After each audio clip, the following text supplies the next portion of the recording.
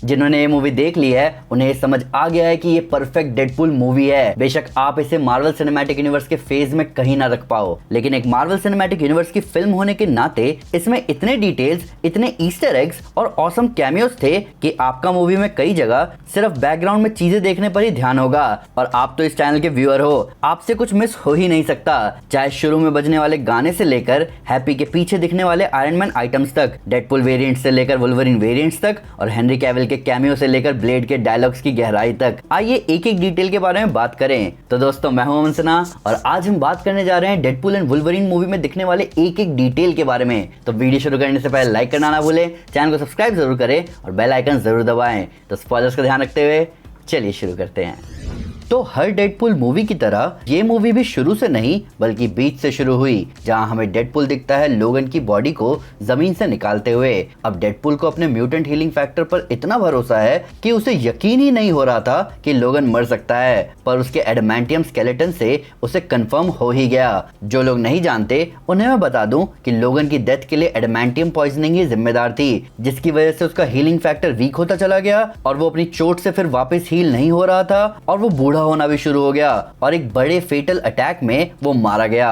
पर डेडपूल इसके लिए रेडी नहीं है, जिसके बाद हमें डेडपूल दिखा टीवी एजेंट से लड़ते हुए और इंट्रो में गाना बज रहा है एनसिंक का बाय बाय बाय। ये इंट्रो डेडपूल के डांस के साथ ऑसम था। इसके बाद कहानी शुरू से शुरू होती है और हमें पता चलता है कि क्यों डेडपूल वुल्वरीन को खोद कर निकाल रहा था। तो डेडपूल 2 के एंड में केबल के टाइम ट्रैवलिंग डिवाइस से वेनेसा, एक्स फोर्स और अपने आप को ग्रीन लैंटर्न और एक्समैन ओरिजिन्स वुल्वरीन से बचाने के बाद डेडपूल इस टाइम ट्रैवलिंग डिवाइस को यूज करके 14 मार्च 2018 में जाता है अर्थ 616 यानी मार्वल सिनेमैटिक यूनिवर्स में, जहां वो हैप्पी से कहता है कि उसे एवेंजर्स का हिस्सा बना ले। अब ये पीक एवेंजर्स टाइम था, जहां जितने एवेंजर्स चाहिए अर्थ को बचाने के लिए उतने थे।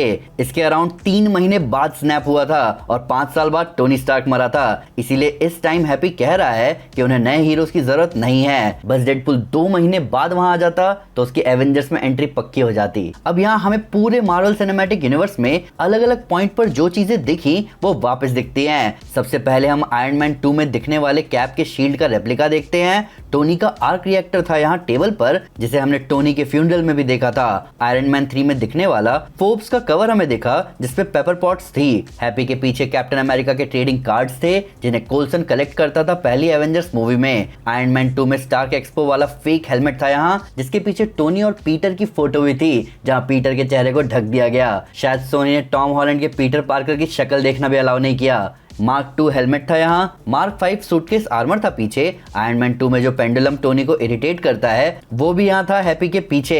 एज ऑफ अल्ट्रॉन का पिघला हुआ मास्क था यहाँ। पुराने स्टार्क एक्सपो का पोस्टर भी था यहाँ। तो हैप्पी से रिजेक्ट होने के बाद वेड वापस आता है अपनी टाइमलाइन में, यानी अर्थ 10005। उसने अपना डेडपूल यानी मर्सिनरी वाला काम छोड़ दिया है और उसका वेनेसा से ब्रेकअप हो गया है और उसने केबल का टाइम ट्रैवलिंग डिवाइस भी तोड़ दिया और 6 साल से वो एक कार सेल्समैन की तरह काम कर रहा है। तभी उसके बर्थडे पर टीवीए हंटर्स उसे लेकर चले जाते हैं अपने साथ, जहां टीवीए में पैराडॉक्स वेड को मौका देता है जो वो पहले नहीं कर पाया वो अब कर सकता है। अपनी टाइमलाइन छोड़ के सबसे बढ़िया टाइमलाइन में जाने का मौका मार्वल सिनेमैटिक यूनिवर्स में। डेडपूल सूट अप करता है और तब पैराडॉक्स उसे बताता है कि उसके दोस्त नहीं आ रहे और तब सामने आता है एंकर बीइंग का कंसेप्ट, जहां हर यूनिवर्स में एक ऐसा बीइंग होता है जो कि जरूरी है रियलिटी को पकड़ के रखने के लिए, और जैसे ही ये बीइंग मर जाता है वो रियलिटी धीरे धीरे बर्बाद होना शुरू हो जाती है। फॉक्स के यूनिवर्स में वुल्वरीन था एंकर बीइंग और डेडपूल की टाइमलाइन के फ्यूचर में वो मर जाता है लोगन मूवी के इवेंट के दौरान। इसीलिए डेडपूल लोगन की बॉडी खोद कर निकाल रहा था। अब कई फैंस का भी मानना है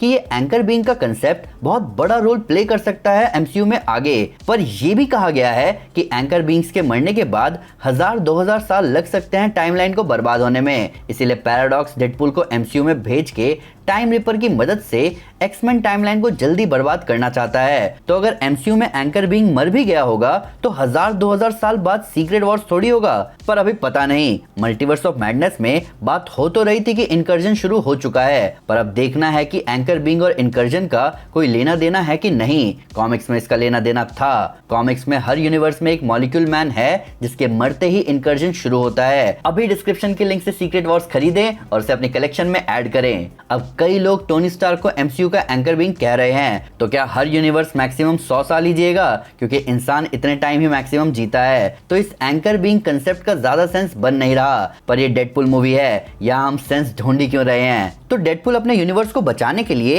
एंकर बीइंग वुल्वरीन को ढूंढने निकलता है, और यहाँ हम मिलते हैं ऑसम वुल्वरीन वेरिएंट से। सबसे पहले हम मिलते हैं छोटी हाइट वाले वुल्वरीन से।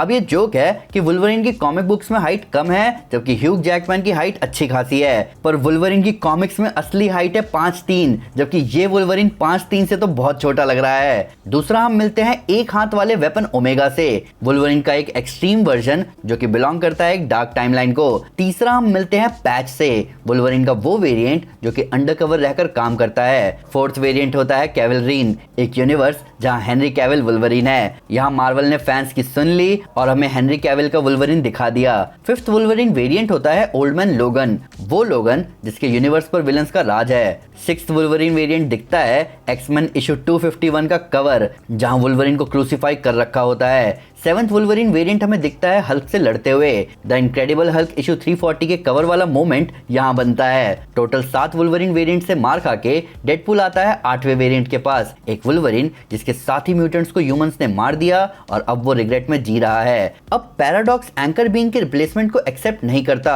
और वो डेडपुल और वुल्वरीन को भेज देता है वॉइड में। अब यहाँ पैराडॉक्स के बारे में कहा जाता है कि वो अपने मन की कर रहा है। इसका ज्यादा सेंस बन नहीं रहा मेरे लिए, क्योंकि टीवीए के काम करने का तरीका बदल चुका है। प्लस लोकी लिटरली टाइमलाइंस को पकड़े हुए है ताकि लोग अपनी मर्जी से जी सके बिना प्रून होने की टेंशन में। और यहाँ लिटरली वही प्रॉब्लम आ रही है कि कोई आराम से अपने यूनिवर्स में है और उसे बोला जा रहा है कि तुम्हारा यूनिवर्स खत्म होने वाला है, एमसीयू में चले जाओ। तो वॉइड में डेडपुल और वुल्वरीन सबसे पहले मिलते हैं क्रिस एवंस के जॉनी स्टॉर्म से, जिन्हें हम जानते हैं उनकी फैंटास्टिक 4 मूवीज से। हम एक्समैन 1 और 2 में दिखने वाले सेबरटूथ से मिलते हैं। यहाँ एक्समैन 2 और द लास्ट स्टैंड वाला पायरो है, एक्समैन 1 और 2 वाला टोड भी है यहाँ। और थोड़ी सी लड़ाई के बाद डेडपुल, वुल्वरीन और जॉनी पकड़े जाते हैं और आते हैं कैसेंड्रा नोवा के सामने। अब रास्ते में हम नोटिस करते हैं कि वॉइड में चीजें प्रून होकर आती जा रही हैं, पर अब प्रून हो ही क्या रहा है? टीवीए किन चीजों को प्रून करेगा? टीवीए का काम अब है ही नहीं प्रून करना।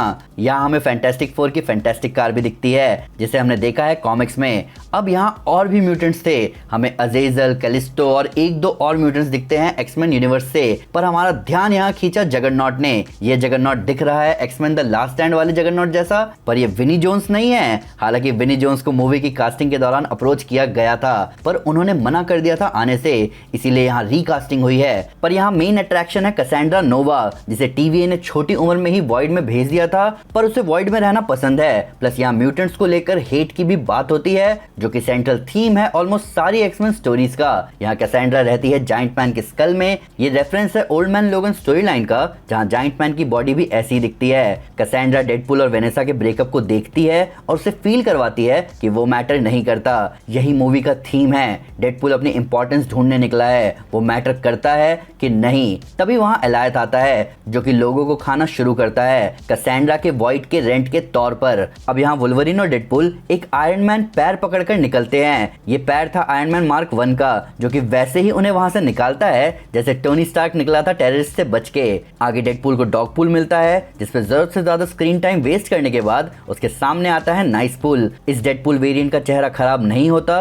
जो कि क्लियरली बता रहा है कि इसे रीजनरेटिव हीलिंग नहीं मिली है। ये नाइसपुल बहुत हेल्पफुल है, जो कि अपने गोल्ड प्लेटेड डेजर्ट ईगल देने से मना कर देता है, ये बोलते हुए कि ये उसकी डेड बॉडी पर से ही मिलेंगे। और आगे यही होता है, डेडपुल उसकी डेड बॉडी से ही डेजर्ट ईगल उठाता है। नाइसपुल की गाड़ी में डेडपुल वुल्वरीन वहां से निकलते हैं, जहां वुल्वरीन को समझ आता है कि डेडपुल के पास कोई सॉलिड प्रूफ नहीं है कि वुल्वरीन का यूनिवर्स ठीक हो सकता है, जिसके बाद होती है लड़ाई। पर तब डेडपुल और वुल्वरीन आते हैं अदर्स के पास। अदर्स की बात करने से पहले हमें अदर्स के बेस में दिखती है वांडा की वॉल म्यूरल। ये सेम म्यूरल हमें दिखा था मल्टीवर्स ऑफ मैडनेस में, जब वांडा और वोंग गए थे माउंट वंडागोर। यहाँ हल्क का बेड भी था थॉर रैग्नारॉक वाला। यहाँ अदर्स हैं, जिनमें है जेनिफर गार्नर की इलेक्ट्रा, वेस्ली स्नाइप्स की ब्लेड, चैनिंग टैटम के गैम्बिट और लोगन मूवी में दिखने वाली X-23। अब यहाँ डेडपुल कहता है कि कि यहाँ मैग्नीटो होना चाहिए था, क्योंकि मैग्नीटो का हेलमेट उन चीजों में से एक है जिससे कैसेंड्रा उसके दिमाग में नहीं घुस सकती, और अगर उसे हेलमेट पहना दिया गया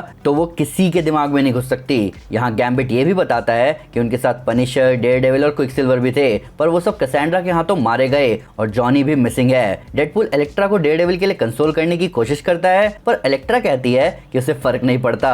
यहाँ बेन एफ्लेक के डेयरडेविल की बात हो रही है। बेन एफ्लेक ने असली में इलेक्ट्रा का रोल प्ले करने वाली जेनिफर गार्नर को छोड़ दिया था, इसीलिए यहाँ इलेक्ट्रा को फर्क नहीं पड़ रहा। अब यहाँ मार्वल ने वही किया जो स्पाइडरमैन नो वे होम में हुआ था, सुपर हीरोज को उनकी एंडिंग देना। कई बार फिल्म की खराब बॉक्स ऑफिस परफॉर्मेंस या क्रिटिक्स के खराब रिव्यू के बाद फिल्म के सीक्वल कैंसिल हो जाते हैं और हीरोज की स्टोरी को क्लोजर नहीं मिलता, पर यही ये मल्टीवर्स मूवीज इन सुपर हीरोज की स्टोरीज को क्लोजर देते हैं। यहाँ जब अदर्स कैसेंड्रा के पास जा रहे होते हैं तो रास्ते में हमें लिटरली पूरा एसगार्ड और स्टार लॉर्ड की शिप मिलानो दिखती है। मुझे हैरानी है कि जब यहाँ एसगार्ड है तो लोग जाइंट मैन की बॉडी में क्यों रह रहे हैं। ब्लेड जो रॉकेट लॉन्चर चलाता है उसे इलेक्ट्रा बताती है कि ये पनिशर का 84 है, जिस पे डेडपूल पूछता है कि कौन से पनिशर का।